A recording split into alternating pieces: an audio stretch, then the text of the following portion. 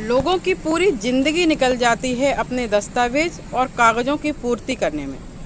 मुरैना ज़िले में निवास करने वाले 8 घरों के लगभग 30 से 35 सदस्य यह मजदूर आदिवासी परिवार मुरैना शहर में लगभग 30 वर्षों से निवास कर रहे हैं, परंतु आज तक यह अपने दस्तावेजों की पूर्ति नहीं कर पाए।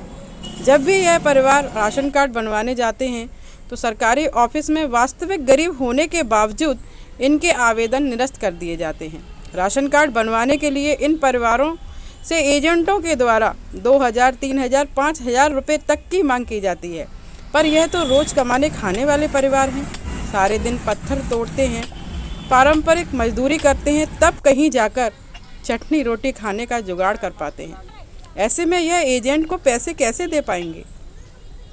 यह परिवार पिछले कई सालों से सरकार से आवास की मांग कर रहे हैं।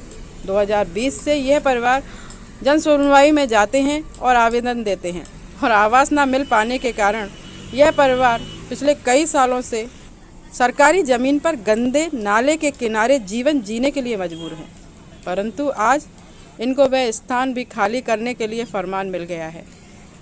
अब ऐसे में यह परिवार कहाँ जाएं, क्योंकि इन परिवारों की तो पूरी ज़िंदगी ही कागज़ों की पूर्ति करने में निकल रही है, और इसी कारण इनको आवास योजना का लाभ भी नहीं मिल पा रहा है। हम तो कम से कम यहाँ 30 साल से रह रहे हैं। हमारे पिताजी भी खत्म हो गई यहीं पे। घर होता तो फिर यहाँ क्यों रहते हम।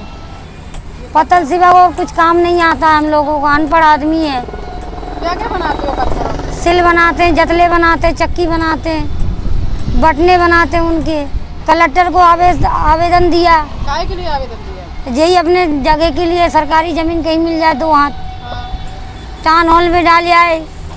टाउन हॉल पे जमा किया कॉलोनी के लिए, वो भी नहीं मिली। कम से कम 3 बार तो यही दिया है कॉलोनी के फार्म, 2-3 बार, कम से कम 20-25 बार। हम कम से कम 2 साल से तो कलेक्ट्रेट पे भग रहे हैं, कोई सुनवाई ही नहीं हो रहा हमारा। आवेदन दिया हमने BPL कार्ड के लिए तो रिजेक्ट कर दिया।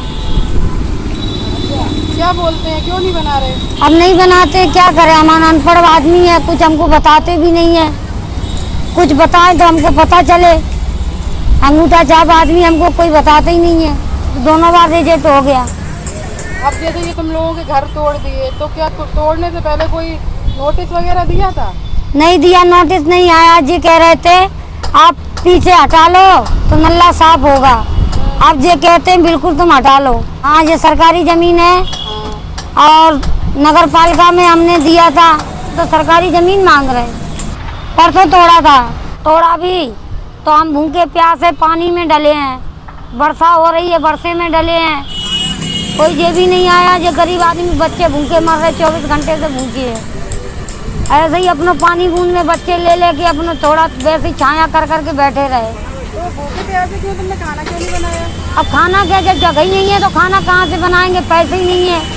जब दुकान ही नहीं लगाएंगे तो खाना कहाँ से मिलेगा। मशीन ले आके लगा दिया, थोड़ा फोड़ा करने लगे, और फिर पानी भी पड़ रहा तो पानी में भीज गए। न खाना खाया न कुछ, पानी तलक जल्दी पीने को नहीं मिला। आप लोगों के पास रहने के लिए और कोई जगह है? कोई कहीं जगह नहीं है, कहीं जगह नहीं, यही जगह है।